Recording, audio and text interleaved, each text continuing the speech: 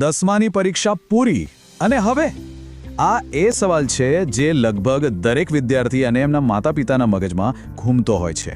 તો આજે આપણે એ જ જાણવાના છીએ કે આ મહત્વના પડાવ પછી કારકિર્દીના કયા કયા રોમાંચક રસ્તાઓ ખુલે છે. ચાલો આ સફર શરૂ કરીએ.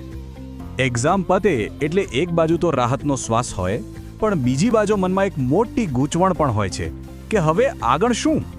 પણ સાચું કહું તો આ ગૂંચવણનો નહીં પણ નવી તકોના ખજાનાને શોધવાનો સમય છે. આપણી આગળની આ સફરમાં આ ચાર્ટ આપણા માટે એક ગાઈડનું કામ કરશે. તમે જોઈ શકો છો ધોરણ 10 પછી કેટલા બધા રસ્તાઓ ખુલ્લા છે, સરકારી નોકરીથી લઈને ટેકનિકલ લાઇન અને મેડિકલ સુધી. ચાલો એક પછી એક દરેક રસ્તાને નજીકથી જાણીએ. તો ચાલો શરૂઆત કરીએ સૌથી જાણીતા અને કદાચ સૌથી વધુ લોકો જેને પસંદ કરે છે એવા વિકલ્પથી, એટલે કે સરકારી નોકરીઓ. આ એક એવું ક્ષેત્ર છે જે સ્થિરતા અને સુરક્ષાની ગેરંટી આપે છે.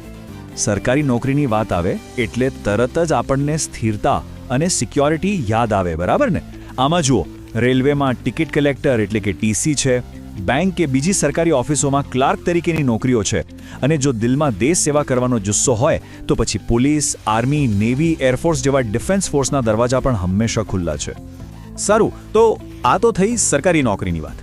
પણ જો કોઈને ઓફિસમાં બેસવા કરતાં પોતાના હાથથી કંઈક નવું બનાવવામાં, કંઈક ક્રિએટિવ કરવામાં વધુ રસ હોય તો એમના માટે છે ટેકનિકલ અને ડિપ્લોમા કોર્સનો આખો અલગ રસ્તો.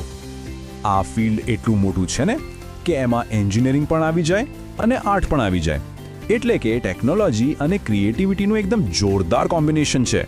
ચાલો એના મુખ્ય વિકલ્પો જોઈએ. આમાં સૌથી પોપ્યુલર છે એન્જિનિયરિંગમાં ડિપ્લોમા. એનો સૌથી મોટો ફાયદો એ છે કે ડિપ્લોમા પછી સીધું જ ડિગ્રી એન્જિનિયરિંગના બીજા વર્ષમાં એડમિશન મળી જાય છે. આ સિવાય જો કોઈને વાહનોનો શોખ હોય તો આરટીઓ ઇન્સ્પેક્ટર બની શકાય છે, અને જેમને સમુદ્ર અને મોટા મોટા જહાજો આકર્ષિત કરતા હોય એમના માટે મર્ચન્ટ નેવીનો રોમાંચક વિકલ્પ પણ છે. ટેકનિકલનો અર્થ ખાલી મશીનો જ નથી હોતો. જો કોઈનામાં કલાકાર છુપાયેલો હોય તો કોમર્શિયલ આર્ટ કે આર્ટ ટીચર બનવા માટે પણ ડિપ્લોમા કોર્સ છે. જેમને પ્રેક્ટિકલ કામ કરવું ગમે છે એમના માટે આઈટીઆઈ તો છે જ, જ્યાં ઇલેક્ટ્રિશિયનથી લઈને ફિટર સુધીના ઘણા હેન્ડ્સ ઓન કોર્સ શીખવા મળે છે. અને હા, કમ્પ્યુટરની દુનિયામાં એન્ટ્રી કરવા માટે એમએસસીઆઈટી જેવો કોર્સ કરીને ડેટા એન્ટ્રી ઓપરેટર તરીકે પણ કરિયર શરૂ કરી શકાય છે. ચાલો હવે આપણે આગળ વધીએ ત્રીજા વિભાગ તરફ. આમાં કેટલાક એવા કોર્સ છે જે કોઈ ચોક્કસ સ્કિલ એટલે કે કૌશલ્ય પર આધારિત હોય છે અને સીધા જ વ્યવસાય માટે તૈયાર કરે છે. આ એવા કોર્સ છે જ્યાં શોખને જ પ્રોફેશન બનાવી શકાય છે, જેમ કે ફર્નિચર ડિઝાઇનિંગ, ડ્રેસ ડિઝાઇનિંગ. આ બધા ક્રિએટિવ કામ છે.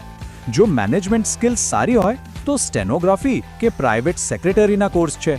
અરે એટલું જ નહીં, ડાન્સ, મ્યુઝિક, બ્યુટી કલ્ચર અને ખેતી એટલે કે ફાર્મ મેનેજમેન્ટ જેવા ક્ષેત્રોમાં પણ પ્રોફેશનલ બની શકાય છે.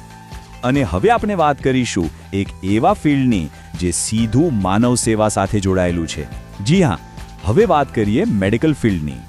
10મા ધોરણ પછી સીધા જ મેડિકલ ફિલ્ડમાં જવું હોય તો એનો એક રસ્તો છે મેડિકલ લેબોરેટરી ટેકનિશિયનનો સર્ટિફિકેટ કોર્સ. આ કામ બહુ જ મહત્વનું છે, કારણ કે આ ટેકનિશિયન જ બ્લડ અને બીજા સેમ્પલ ચેક કરીને ડૉક્ટરને સાચો રોગ ઓળખવામાં મદદ કરે છે. કહી શકાય કે આ લોકો હેલ્થકેર સિસ્ટમના ગુપ્ત હીરો છે. તો જોયું ને, કેટલા બધા રસ્તાઓ છે. કોઈ એક રસ્તો સારો કે ખરાબ નથી હોતો. દરેક રસ્તો એક અલગ જ મંજિલ તરફ લઈ જાય છે. પછી એ સરકારી નોકરી હોય, ટેકનિકલ કામ હોય, કોઈ કળા હોય કે પછી લોકોની સેવા હોય. અગત્યનું તો એ છે કે આપણે કયો રસ્તો પસંદ કરીએ છીએ. એટલે છેલ્લે સવાલ એ નથી કે કયો રસ્તો બેસ્ટ છે. અસલી સવાલ એ છે કે આપણી અંદરનો જુસ્સો, આપણી આવડત આપણને ક્યાં લઈ જવા માંગે છે. બસ એ અવાજ સાંભળીને જે નિર્ણય લેવામાં